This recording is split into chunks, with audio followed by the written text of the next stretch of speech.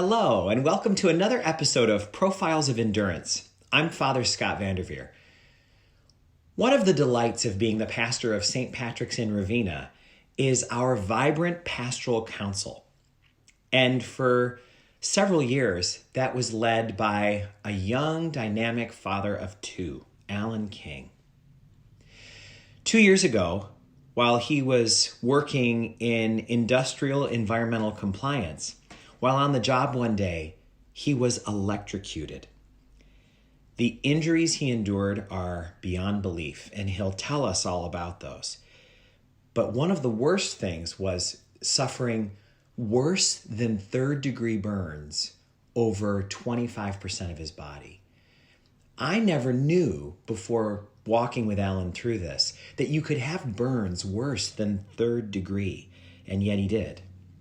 Doctors told him that his survival of such a violent electrocution was a miracle. They said he had a 1 in a million chance of making his way through it. But if you've ever burned yourself, even just casually in the kitchen or on a curling iron, you know the pain. And so you might be able to just take a glimpse of a hint of imagining what it could be like to be a burn victim. Doctors tell us it is the most painful kind of recovery. Allan went through it at the burn unit at Westchester Medical Center, and he was tested in every way, physically, emotionally, spiritually, and other ways as well. We are going to have a conversation now about each of those challenges that he faced. And you have never heard such a candid sharing about all of the pain and all of the struggles, but also all of the strength and faith that were a part of it. So get ready to hear an honest conversation between a man who went right up to the very edge of death and his pastor. I woke up about a half an hour later. I was knocked unconscious. I woke up just like that. I didn't know what had happened. My eyes were burning. There was blood going down my face. I looked down at my shirt and my jacket. Looked like I was in a war zone. Blood all over my clothes, and I called for help. Your cell phone was there? My cell phone was with me. Yes. When you called for help, did someone come? Yes. First person that actually showed up was my father-in-law, who also worked with me. He showed up. Shortly thereafter, other employees showed up. And shortly after that, the ambulance showed up. You could tell by your father-in-law's reaction that something serious had happened. I was sitting down, and he came in looking around, and he looked down because he wasn't expecting to see me sitting on the floor. So he was looking at eye level around, and then he looked down, and his face, I knew it was bad. I asked him, how bad is it? I went to get up. He said, it's bad. Stay down. Help's coming. I had spoken to my wife briefly. I was very confused calling when I was making calls for help. I had called a couple friends. I had called a couple coworkers. You're in a state of shock while you're doing this, is that right? Yes. Yeah. I had been out for half an hour. They figured by looking at the timestamps on the phone from the last time I made a call to when I called for help. My father-in-law told me the help was on the way and my wife was coming, and just to, stay put, and, just stay there, wait, help's coming.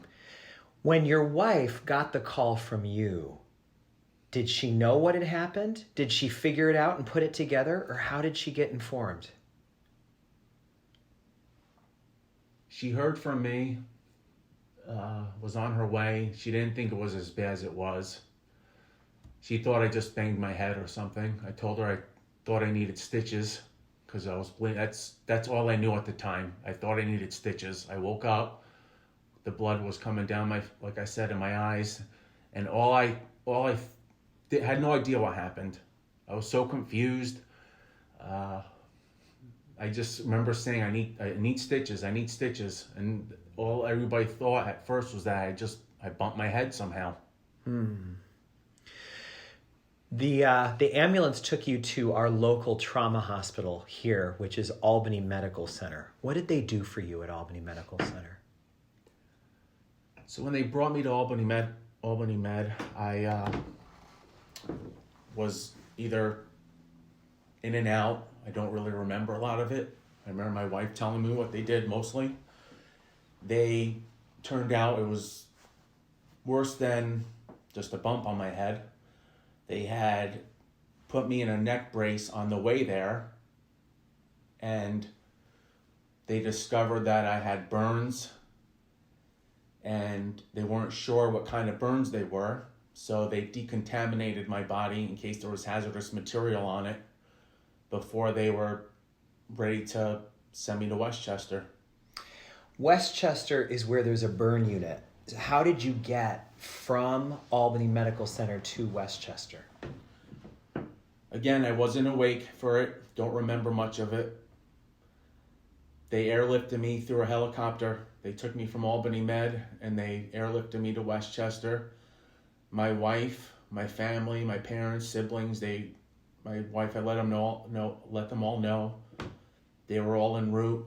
In fact, my brother and I think my parents and maybe even my wife had gotten there before I did, and they were waiting for the helicopter to get there. This is where I come in, actually, because we were having a pastoral council meeting that night, and as I said in the introduction, you were the chair of the pastoral council at that time, and you were set to run the meeting at 7 p.m., and we had a guest coming in that night, so it was an extra special meeting. And everyone was there around 6:58, 6:59, except for you. And I didn't know where you were. You're usually there early. And so I stepped out in the hall with my cell phone to give you a call. And before I could call, your wife was on the phone, but she was on your phone. So I picked up, assuming that you were saying, oh, I'll be right there. I got caught at work. And instead it was your wife. And what she said was, Allan's been in an accident and he's being airlifted to Westchester. And I said, is he going to be okay? And she said, I don't know. Just pray. And I said, you got our prayers and you can call me anytime. And then she hung up. She said, thank you. I got to go. And I went into the meeting and told everybody that you had been in an accident. We didn't know what kind of an accident, but we all just started to pray. There were probably 12 of us there, 13 with the trustees, and we just prayed.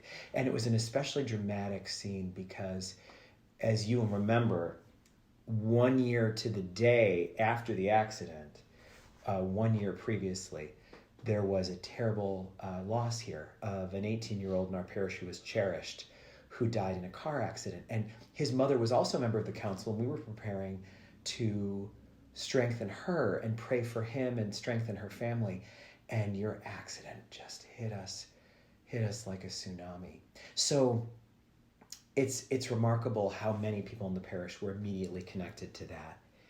You got to Westchester Medical Center by helicopter. What did they find when you got there? A lot of injuries. I needed 250 stitches on my head. I had broken ribs, a lacerated spleen, bruised artery from my spine to my brain, a brain injury, concussion. I had 3rd and 4th degree burns on 24% of my body, and I had 2 fractures in my neck. I broke my neck in 2 places. Allan, that is overwhelming to hear. Your back, your neck, your interior organs, a quarter of your body burned, including 3rd and 4th degree. Now, a lot of us have gotten 1st and 2nd degree burns. There may even be some people who have gotten the seriousness of a 3rd degree burn who are listening right now. I had never heard of 4th degree burns when I when I went to see you. And look, before we talk about that, let's just say this is all a result of being, you realized by this point, electrocuted. Yeah. Electricity went through your body. Am I right? It went from your head, it went through your arm down and exited your rear end. Yeah, so again, I was knocked out. Don't know exactly what had happened. Later on, putting the pieces together, the belief is that the electricity had entered my right arm. I got thrown forward. That's how I wound up with the injury on my top of my head. Went backwards. Also had a cut in the back of my head. They said that the neck injury was whiplash times 10. So that's how that happened. And then as I got thrown forward, they believe that as the electricity wants to ground, when I got thrown forward, it went out my bottom.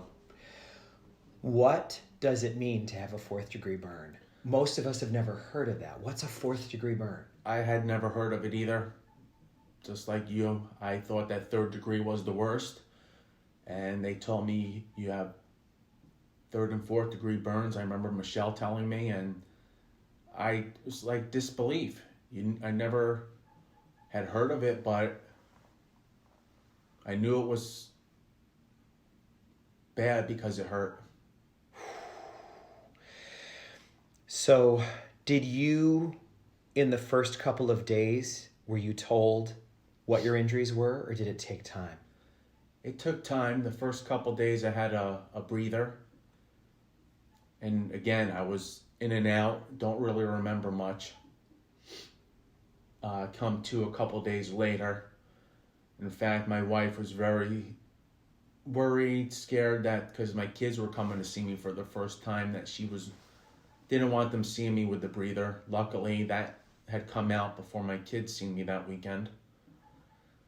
But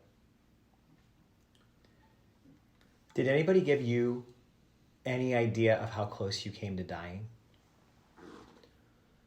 Yeah, they told me it's 1 in a million. They said, you should play the lottery when you get out of here. The nurses used to joke with me. 1 in a million. Most people, 999,000 other people would not have survived electricity. Mm-hmm. So, Allan, this is where it's interesting because you wound up getting a nickname when you were in the burn unit. The nurses called you the Wolverine. So there was a recognition of your physical toughness from an early stage in this. But let's talk about, you had all of those injuries, which meant that you were there for quite a while, and you also had to have surgeries. How many surgeries did you have, and what were they for?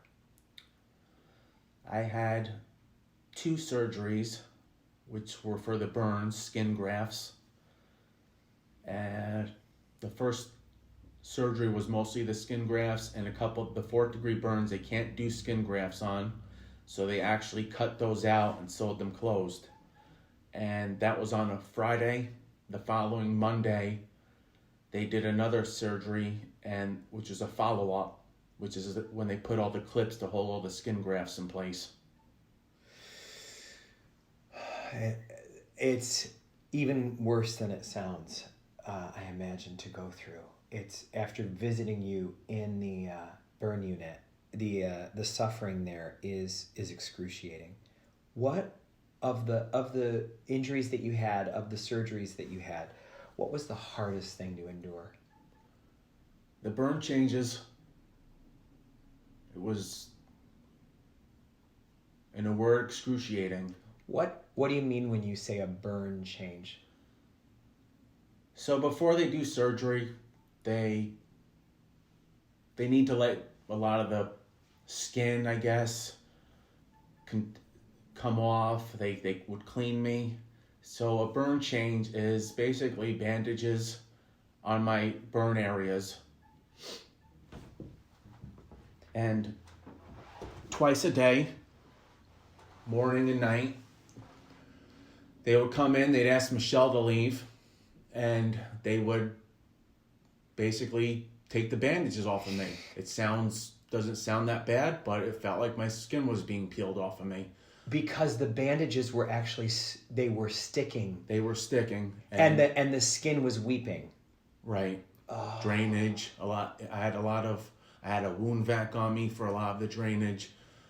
But the burn changes were usually 5:30 in the morning and about 8 at night.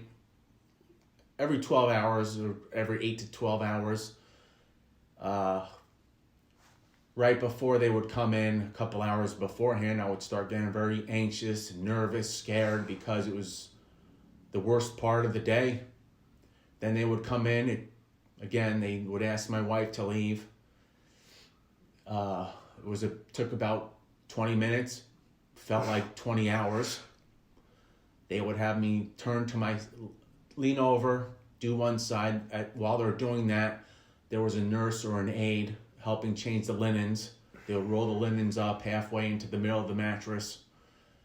Then I would have to roll back the other way. And I remember them saying, you got to roll over the bump. And when I would roll over the bump, the fresh bandages that were on my shoulder and back, I remember leaning over onto the bump and just like it sticking together. And then when I would lean over so they could do the other side, they would have to move me a little bit. And it was awful. After they were done, I felt a little bit of relief. I was calm for a little while. I was like, okay, it's done. And then fast forward 6-7 hours later, the anxiety of another dressing change. In fact, one of my nurses, I had two nurses that were everyone was excellent to me, but two nurses, Tony and Janet. Tony during the daytime, he had told my parents and my wife, he's going to be okay. I've been doing this a long time. Your son's going to be okay. He was the first one to tell him that. And he was great. And then Janet at night. So backtracking to the surgery, the last dressing change, if you will, Tony says to me, I got good news and bad news. What do you want first? So let's have the bad news. What else, right? He goes, well, the bad news is you're going to have to go for one more dressing change. It's going to hurt. But the good news is that's it. You'll be done. You'll be ready for surgery. I said, well, how bad is it going to hurt? I go, because, these have been brutal. In fact, one of the nurses had asked me, what's the pain on a 1 to 10? I said 150 when they were doing the dressing changes. On a scale of 1 to 10, it was 150. The most pain you've ever felt in your life. Unbelievable. Unbelievable. He says, well, it's going to be like that. He goes, I've been honest with you. I'm a straight shooter. He goes, we have to get your body ready for surgery. What that entails is we're going to clean you, scrub you. Basically, they brought me in. They put me over a basin. It was almost like a hot shower, but like almost like a pressure washer, it felt like. While they were pressure washing my skin. On raw, burned skin. Scrubbing all the dead skin off. And then they bandaged me up. And he was right. It was worse. The next morning, I was supposed to be second or third in line for surgery. Turns around, it's 2-3 o'clock now. And I haven't eaten all day, just a couple of ice chips. And they said, well, Dr. Turkowski's just finishing up now. You can either wait an hour or we can be first thing in the morning. And I said, well, I'd rather wait first thing in the morning, when he's fresh and gets his rest. Very demanding job. But I was worried I was going to have to go through the pressure and the scrubbing. And Tony goes, no, that's done. He goes, that's all set. So I said, okay, let's wait till the morning. And the next morning is when they did the first round of the skin grafts. Where did they get the skin to put on the burned area? From my right thigh. So they took it from you, which meant you were very deeply scraped. Mm-hmm. Wow. They could not they used that for the 3rd degree. The 4th degree burns on my right arm and on my bottom. They actually had to cut those out and sew them closed. That's how bad they were. You had told me that music played a big part in your ability to cope. How did music play a part in your ability to cope, and what kind of music did you use? Music has always been my go-to during my life. Even back when I was a teenager, whenever I've been down or troubled, I would a lot of times turn to the Beatles music. Johnny Cash is another one. Couple of the songs I would just ask to play, Here Comes the Sun, Let It Be, In My Life, Yesterday. Those are all... And they would turn that music on, and then they would do the dressing? Then they would do the dressing changes. I would take my phone out and I would put either Beatles or Johnny Cash on. Did you yell and scream? Yeah. Did it help? Does it sometimes help when you're in pain to yell? You don't really plan it. It's hard to say. You really don't expect to yell, I guess is the way you could put it. It's just that it hurts so much. In fact, I was one time when they were doing the first dressing change on my right thigh. It had been about 5-6 days. Nurse says, "Have they changed the dressing on your donor site yet, on your thigh?" I go, "I don't think so." "Oh boy," she goes. "Oh boy, what? We're going to have to do that." Okay. That was right up there with the burn changes. Again, on a 1 to 10, I said it's 100, 150. Feels like you're torturing me. In fact, my wife was in the waiting room, and they could hear me, like you said, screaming and yelling. And a guy says to my wife, "Is that a person?" And Michelle goes, "I think that's my husband. I don't know what they're doing. They're doing one of his dressing changes, but I think that's my husband yelling." I think that's my husband yelling. And my mother-in-law one time said, "Can't you give him morphine?" And the nurse says, "Ma'am," she goes, what he's on is stronger than morphine. I think it was Dilaudid. Wow. And it didn't touch it. It couldn't touch that pain. Allan, what do you do when the medicine can't touch the pain? What, in that moment, I think a lot of our listeners, I bet there's people who've had to pause this because it's hurting them too much. You know how sometimes you'll see a movie and you have to just, you wind up gripping a part of your body to try to protect it. People are wondering, how do you, when you're in such intense physical pain, how do you get through it? Do you have anything to say about what you did in those moments? What did you do with those moments? I leaned on my faith, my family. I'm not going to lie. There was a couple times, one time in particular, I just, after day 4 or 5, I just felt like I couldn't endure anymore. And I remember yelling, "This isn't me, laying here, look at me, this isn't me." And I said, and Michelle got upset. She went and got Janet, the nighttime nurse. She came in and they were going to give me something to calm me down. And I remember I told her, I said, "I can't do it anymore. You just let me die. Just let me go. I can't, it's just too much." And she looked at me and she says, I'm not going to let that happen. I can't do that. She said, you're doing it. She goes, "It's almost a couple more days of this. You're going to get the skin grafts." She goes, believe it or not, she goes, "You've gotten past one of the hardest parts, which is going through the dressing changes." So I thought about that. I finally fell asleep, woke up, and Michelle was by me the whole time. And I just remember leaning on her, leaning on my parents. A couple of my siblings were there all the time. A couple of my friends had come to visit me. And again, the music, Father Scott, come to see me. We sang a couple songs that I've, even going back to my Antioch days as a teenager in Ellenville. We sang "Be Not Afraid" and "Here I Am, Lord," which are 2 hymn songs that always have meant a lot to me. And I prayed, and we prayed together. We cried together. The chaplain there, the priest there, Doug and Father Peter came to visit me. And I was so scared about the surgery, being put under. I've never been put under for anything. And of course, among everything that's going on, no one likes to be put under. Everybody's afraid of that. And the chaplain says to me, he was actually a burn victim too.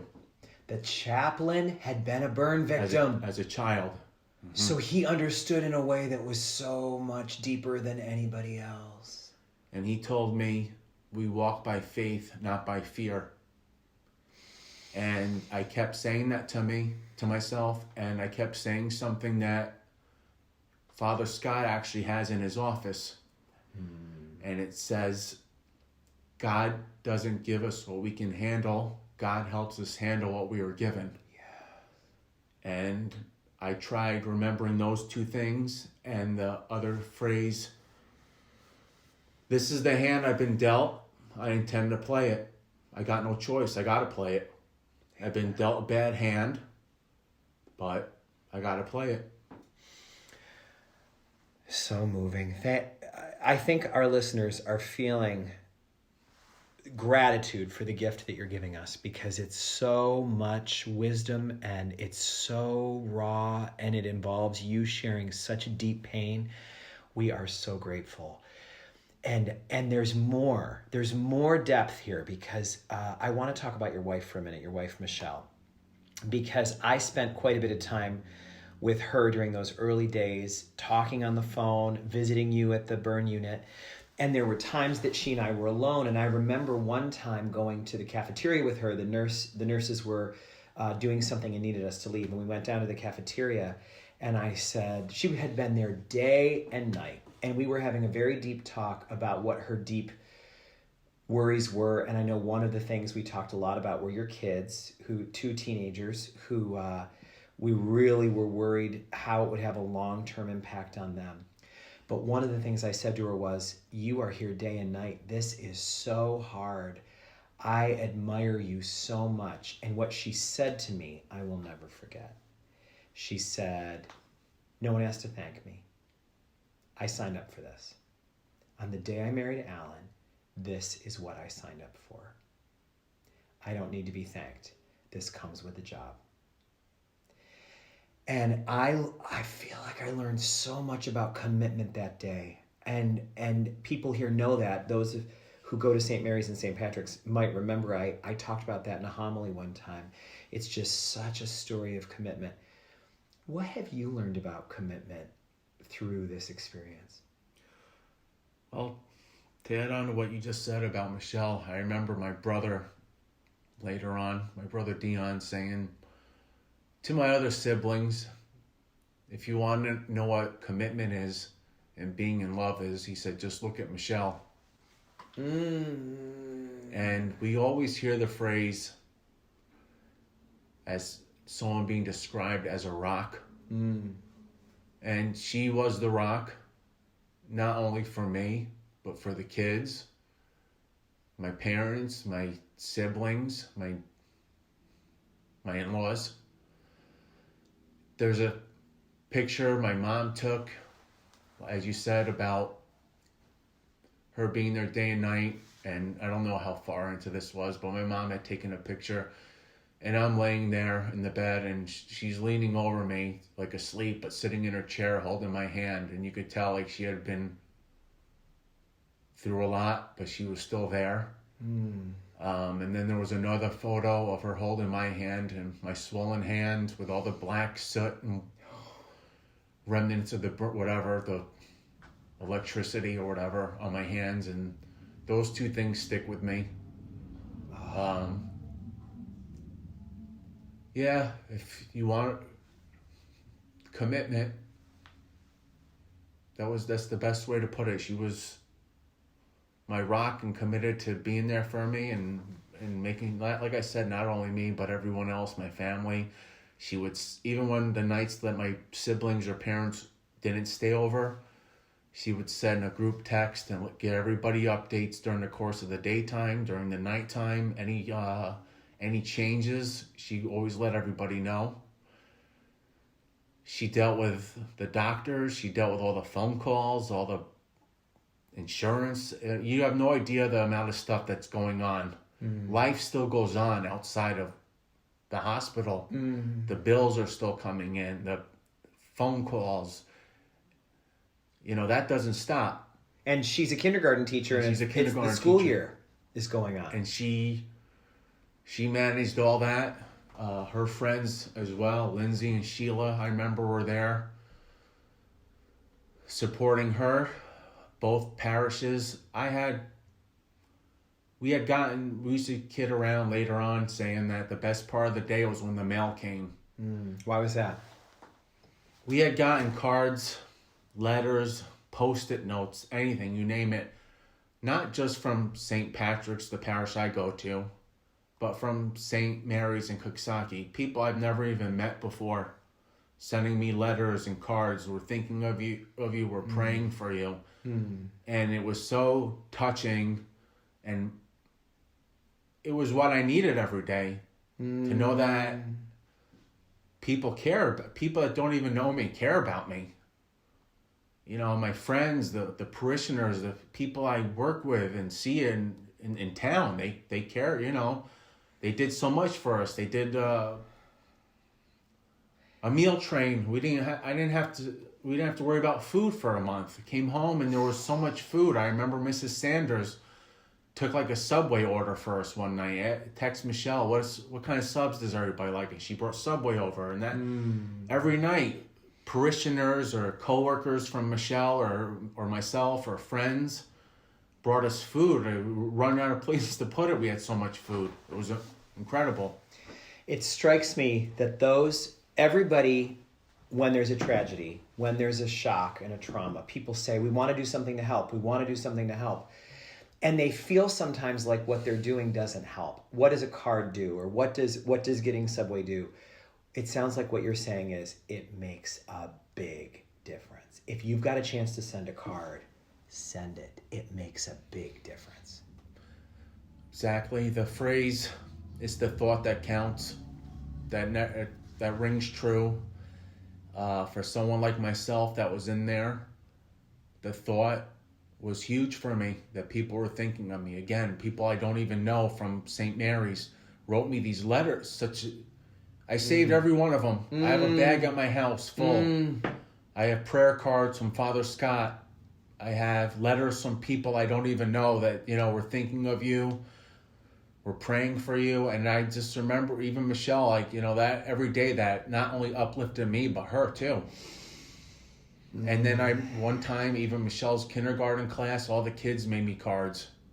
And I remember looking at Mr. King, get well soon, and it's beautiful. My friends that came to visit me, you can't do it by yourself when you're faced with something like that. And unfortunately, there's a lot of people that had to.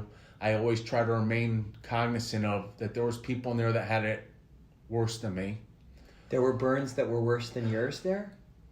There were 6 or 7 other people in there. I remember a couple. Not me, Michelle, my sister. They get talking. They almost kind of become. It's a common bond almost. The families, and they get talking, and then you find out. And Michelle telling me later that this family, this happened to their son, husband, sister, mother, and I always try to remember that. After I got past my dark place I was in, that there's people in there, not only in Westchester, but all over, that would gladly trade their problems for mine. And that was huge for me to remember that there's people that have it a lot worse, and I shouldn't be so hard on myself, shouldn't complain so much.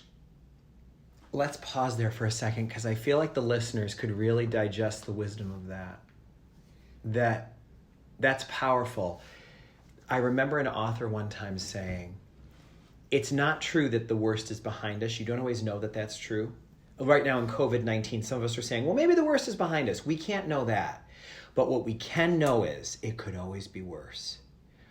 And for someone like you going through burns like that, to say that there were people who had it worse, and to say that you felt fortunate when you looked at what some people were going through, I think that's really powerful. Because I think a lot of us would say, I'm the most unfortunate person I know. My problems are the biggest.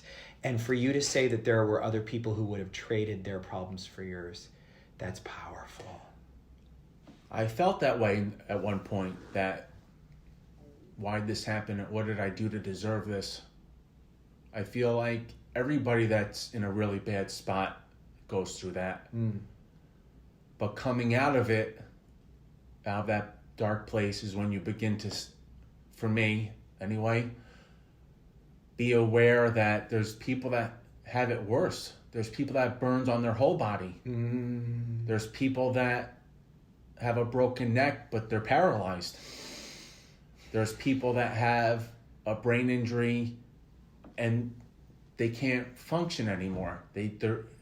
So I try to remember all that stuff, that, hey, as bad as this is, there's a poor kid 2-3 rooms down the hallway from me that had it 100 times worse than I did. Wow. And there were kids. Unfortunately, there were kids. It was a poor teenager that had been in there for about a year.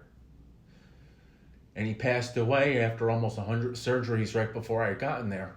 17 years old. He made it a year and then passed. Oh. So, I gotta say, here's what I want to say about sitting with you and what it feels like. And I think our listeners can hear it. There is such compassion in you, Allan King. There is such compassion. And even though you suffered so much on your own, you care so much about the suffering of others. And that is powerful for us. That's powerful for us to sit next to. There's another group of people that you've talked with me quite about, and I'd like to share, because you talked about the compassion of the nurses and about what the nurses meant to you and the specialness of the nurses that work there. One of the things you shared with me was, just for any patient in the hospital, there's such humiliation because you deal with them seeing you screaming, but also they deal with nudity, they deal with bathroom issues. A patient there can't do anything for themselves. What did you learn from those nurses? Again, the word commitment. Janet, Tony, Wes, Victoria, Raymond, Clarence, Amanda. There's so many nurses. Christina, the one that came up with the Wolverine nickname. She called you the Wolverine. Just how committed they are to their job and how much care they give. When you think of a nurse, here's what's tricky about the burn unit. When you think of a nurse, they usually give care, removing pain. The catch is in the burn unit, unfortunately, a lot of times nurses are inflicting pain. It's true. I remember Wes telling me one night, I asked him, how's it going? We got a couple fighters tonight, he goes. And what that meant was other people that had to get the burn changes that were waiting for their getting ready, they actually would have their fists up and they would take swings at the nurses and try to fight them off because of how much it hurt. Yeah. He told me couldn't tell me how many times he's been punched on his job. But again, I just recently connected with Janet, who was one of my favorite nurses, and I reached out to her and she said, stories of people getting better, and I told her the impact she had. She said, that's why I do this and why I stay in the burn unit. Because I see the impact. She goes, sometimes it's not bad, sometimes it's not good, it's a bad impact. She goes, but the good ones are what make it worth it. Wow. And the level of commitment that they have for people, just knowing that you may go into a room and somebody may be taking a swing at you. I mean, and to be able to do that 2-3 times, 4 or 5 times even a night maybe, you have to be committed to what you do. And I never would have. I never could do it, that job. I give them all the credit. I loved every one of them. They were there for me. They helped me get through it. And I just can't say enough thanks for each and every one of them if they hear this. We're going to make sure they hear this. They deserve to hear this. And you just had a powerful reunion not long ago with one of those nurses. You reconnected with Janet, is that right? What was it like to reconnect with her? So I had sent a couple cards, but I actually hadn't spoken to her. I finally was able to get her email address, and I sent her a recent picture of me with one of my nieces, and she wrote back to me right away, good to hear from you. It was just very, she said, I can't believe it's been 2 years already. Mm-hmm. And it's just really nice making that connection again with these people that they remember you. They remember your story. In fact, I said, remember that, and they remember it. It's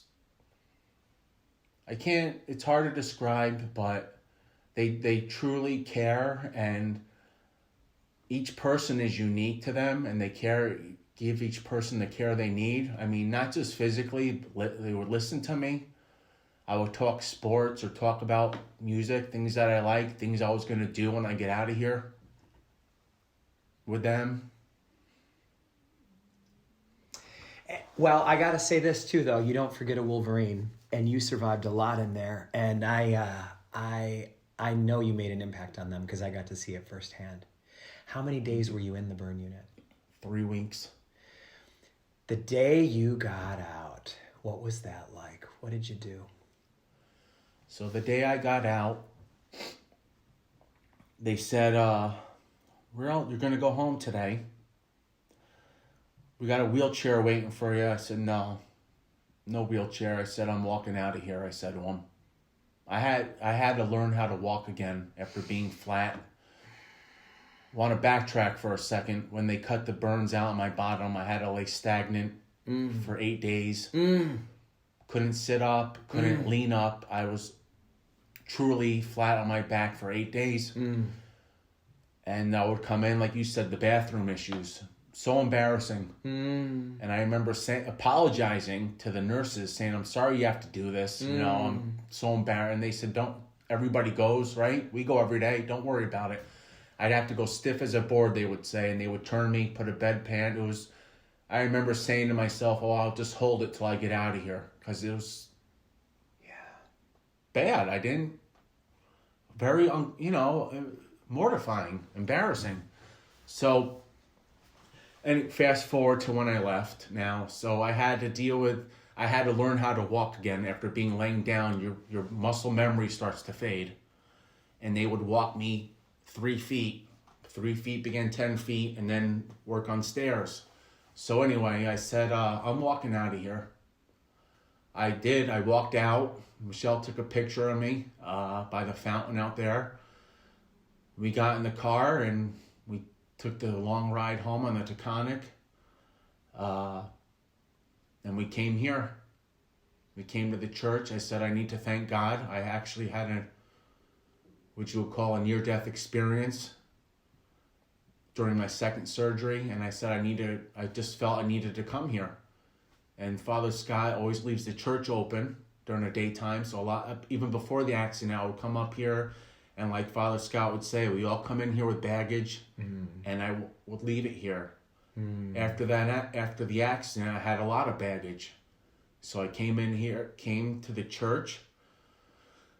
That's what I needed to do, was first thank God for being there for me, getting me through it, not just me, my wife, my kids. They had a lot, my in-laws driving back and forth, my parents, my siblings. There was a lot of layers to this. And I just said, thank you. And I have a lot of baggage, Lord. I need you to help me with it. And I remember one of my favorite things too is the footprints. Just share with people who might not know what that is, what it says. It's a poem. It's about a person walking the beach with the Lord. 2 sets of footprints. And then all of a sudden, there was only 1 set of footprints. And in fact, during the 1 set of footprints was during the person's hardest times in life. So for me, going through the burns, 1 set of footprints. And the poem says, Lord, when I needed you most, you weren't there. I knew that wasn't true. The following part of the poem was what was true. Jesus says, my child, I would never abandon you. You know I love you. The times you saw only 1 set of footprints, it was then that I carried you. You were carried. And you know what's interesting about you saying footprints and sharing that, I think is just a very interesting detail. I was here the day that you came out of the burn unit. I was here when you went into the church. And what I think was remarkable was you left your footprints everywhere because you had no shoes. Why, Allan, did you have no shoes that day? I had my hospital socks on that I walked out with. I don't know where I didn't have a pair of shoes. Your shoes they were ruined in the accident. They were ruined in the accident. Everything in the accident was lost. My wallet, my pants, my boots, my jacket, my sweatshirt I was wearing, everything was ruined, completely lost. The only thing that wasn't ruined or even affected by the electricity, me being electrocuted, was the cross that I wear. Which you're wearing right now. Which I'm wearing now. And when I got home, one of my friends had given it to my father-in-law, or vice versa. They had taken it off when they decontaminated me, and they before they brought me in the ambulance, they had given it to him. It was the only thing that was saved, and when I got home, they gave it back to me. I want to, again, if I can, take a moment, backtrack about my near-death experience. Talk to us about that. It's a long story. I'll try to get to the meat and potatoes of it, I guess, as they say. I was getting prepped for surgery, there was a resident there, and I was speaking to him, and before I knew it, I was just saying, am I going to be okay? And he was just saying, yeah, I'm here. And then before I knew it, I was gone. And I was stuck almost in like a warehouse. And I would get to the end of a conveyor belt, almost, with gears and whistles going off, and I would go back to the beginning. And all the while I feel the sensation of crackling like the Christmas wrapping paper that's a foil. That's what I feel like. And I say, I'm stuck here. Then it gets totally bright. The brightness fades. I open my eyes, and I'm actually on a rowboat with Jesus. He has his back towards me, but I know it's him. Long brown hair. I can see his beard, his sandals. He's wearing a white robe with like a red shawl or a scarf over him. And he says, we're here. And I'm in nature. On a stream, just country all around us. And I said, I don't know what to do. He goes, well, you can stay or you can come with me. It's up to you. I said, my family needs me. My kids need me. I need to stay. He goes, okay. Well, you know I love you. You know I'm here for you. I'll wait for you. Lean on me during this whole thing.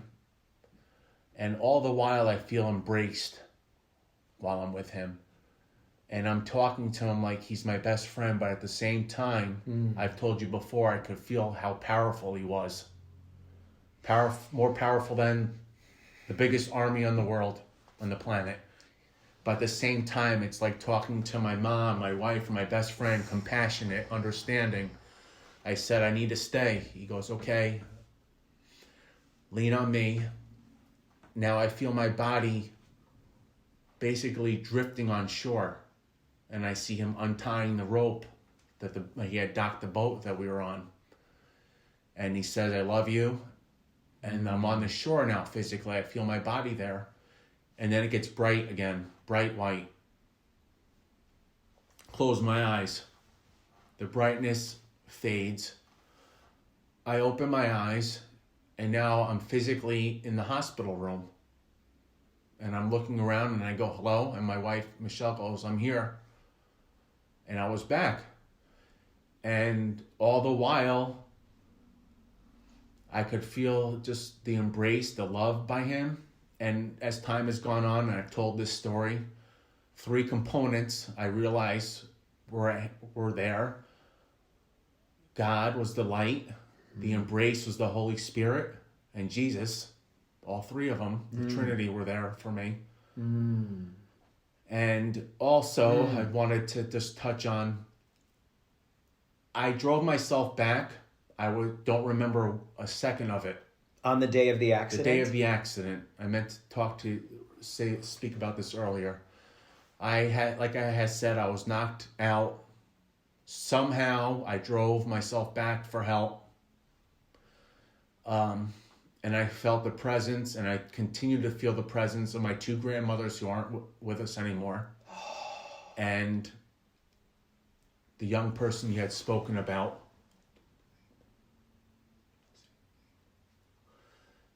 The young person we had spoken about that was a member of the parish, I felt his presence also. The 3 of them, I tell that they were my guardian angels, and they drove me back. So the 3 people with you were your grandmother on your dad's side, your grandmother on your mom's side, and the young man who died in the accident a year before your accident. Yes. And we should honor him because we know his family is listening. His name is Logan Penzabine, and he is very much in our hearts. And you have felt so connected to his family since then. You have felt so connected. That is the strongest connection. I felt his presence a lot in the hospital. I felt his presence since then. I just think for our listeners, the power of that, because one of the things that you said, Allan, that was, I think let's go back to the power of Jesus when you met him. Mm-hmm. When you encountered him, he was the most down-to-earth, relatable, compassionate, like you kind of person. And at the same time, more powerful than all the forces of the world put together. And so it's just so powerful to imagine that the connection you could have with someone who's in that kingdom, with Logan, who a year before your accident went into that kingdom. You didn't really know. You never met him. Is that true? I've never met him. You've never met him? I never met him. But from heaven, he had the power to help you and be with you. It's an amazing thing. It's an amazing thing. And I know Sorry. You've told his parents that. Mm-hmm. Yes, yeah. And the whole, it's real. I just felt their presence, his presence, my grandparents. Seeing Jesus was real. It made my faith stronger after that. We all go through times in our life where we question, we have doubts. Since that, I haven't had any doubts. I know that he's there, he's with me, and I know that he's waiting for me. He told me he's waiting for me. Does not having doubts mean that you don't have problems or that life isn't hard? No, life is still hard. Yeah. But it's not involving wondering if you're loved and that if it's going to be okay. Another phrase, I know I'm using a lot of phrases here. They're helpful. We don't know what the future holds, but we know who holds the future. Amen. Amen. And so you're willing to trust. I trust. I walk by faith, not by fear, not by sight. I trust in the Lord. In fact, my dad and my mom had got me something, and I have it hanging up in my house now, but when I was down in the hospital, and my dad got a little sign that says, trust in the Lord with all your heart. And I do. And you do, and you live it. One challenge that you're in the middle of right now is that at least at this point, doctors have determined that you are, after having the injuries you had, not able to work. What's it like for you to go through that adjustment when you've always been a hard working provider for your family? It's hard to accept. You know, some days you think, oh, I'm going to get up and go to work, put my shoes on and go to work.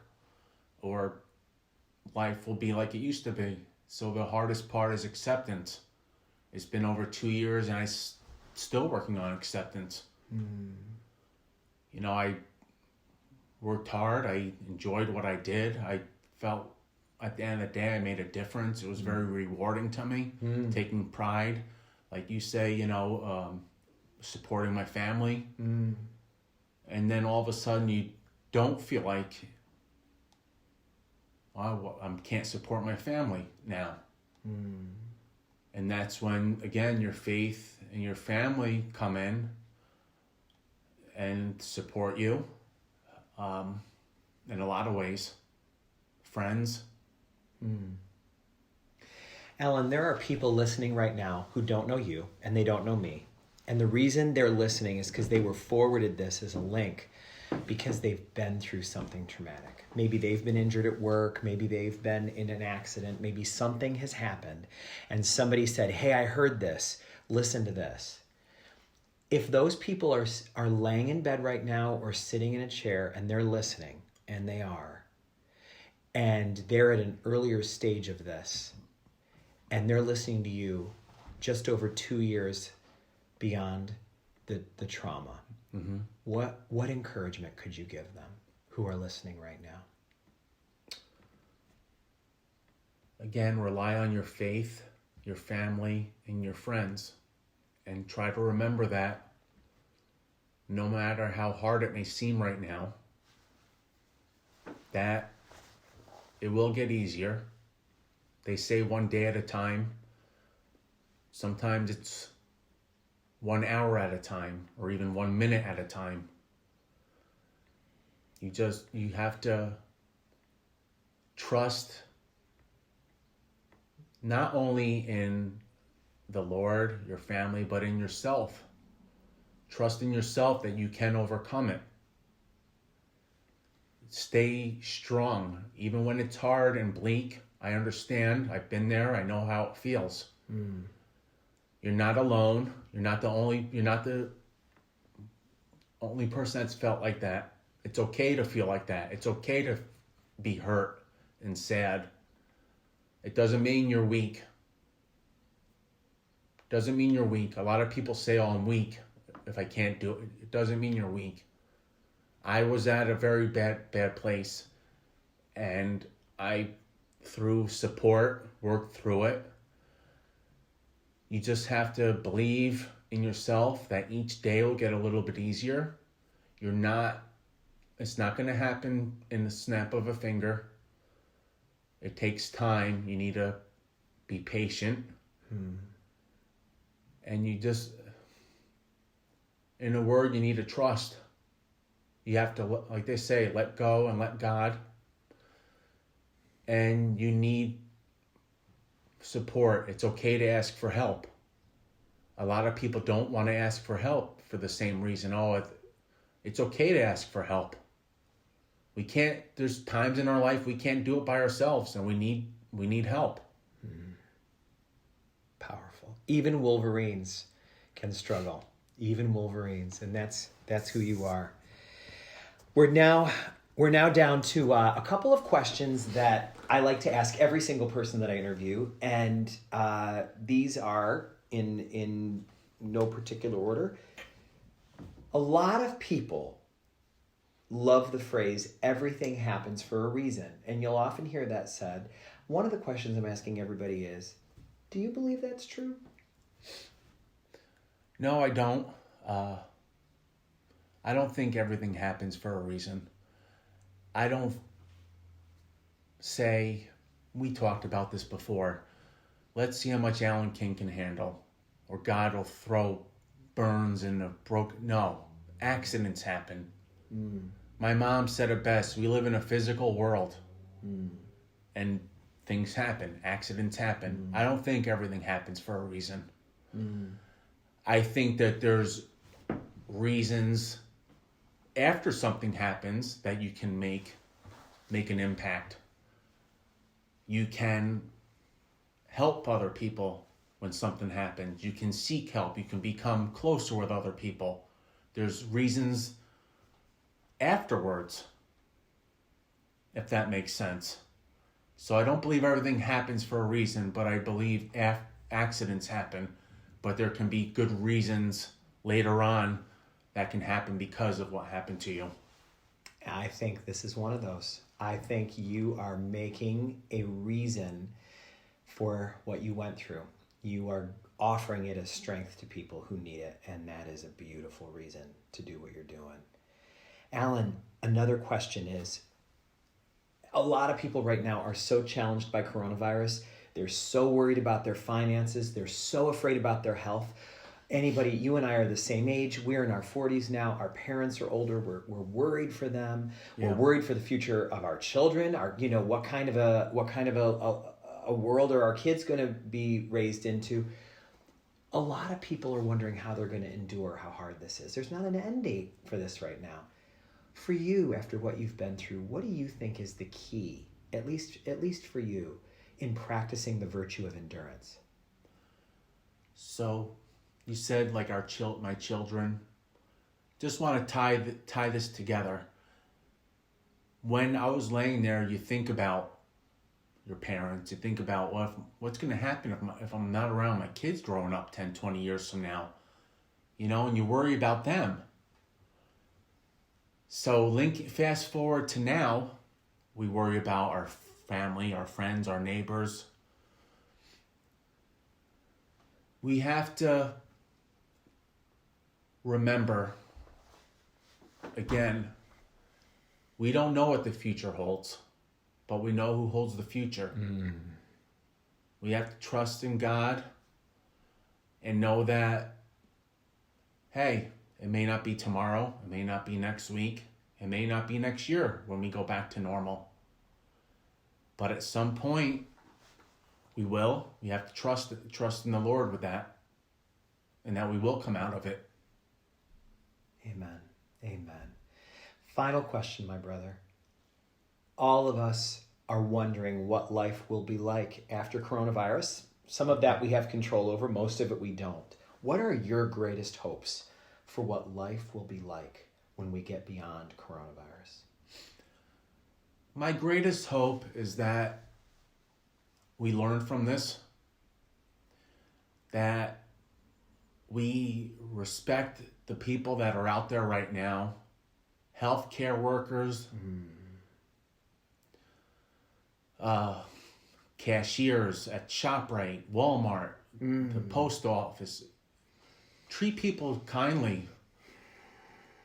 Just that's my main, you see a lot of the good stories that have come from this, and my hope is that continues when we're past the COVID-19 coronavirus, is that we still look out for each other, we still love each other, we're decent to each other, and that we learn from this.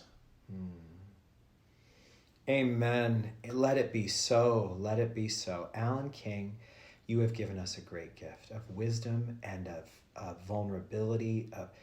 I can't believe all of the things that you said that our listeners can value. So let's just take a second to treasure it. They say that we have to savor things when we hear them so that we can really allow them to change us. So let's just take a moment. What is one of the phrases Allan said today that's going to stick with you? What is something that he's used as a mantra for his life that you thought, I want to adopt that too? He was talking about those nurses that changed his life with their compassion. Who came to mind when you were thinking of his story? Who in your life has done that for you in some way? Allan's wife has taught him about commitment by the way she was by his side during this time. What comes to mind for you when you think of commitment? What commitments have guided your life? What kind of commitments do you want to guide your life going forward?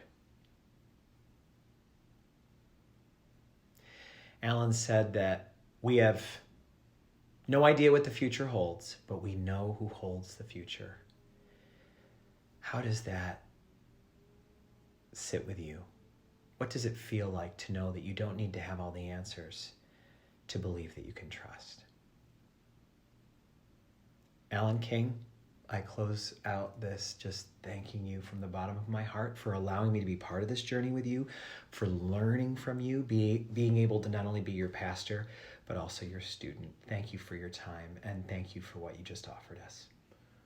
Thank you, Father Scott. I just want to say again, thank you to Michelle, my parents, my in-laws, my brothers and sisters, my kids, Riley and Isaac, all the healthcare workers, you coming to see me, my friends that were there for me on the phone, my friends that come to visit me. Thank you. Thank you, Allan, and thank you, listeners, for spending this hour with us. We are moved and touched by your presence. Peace and all good be with you all.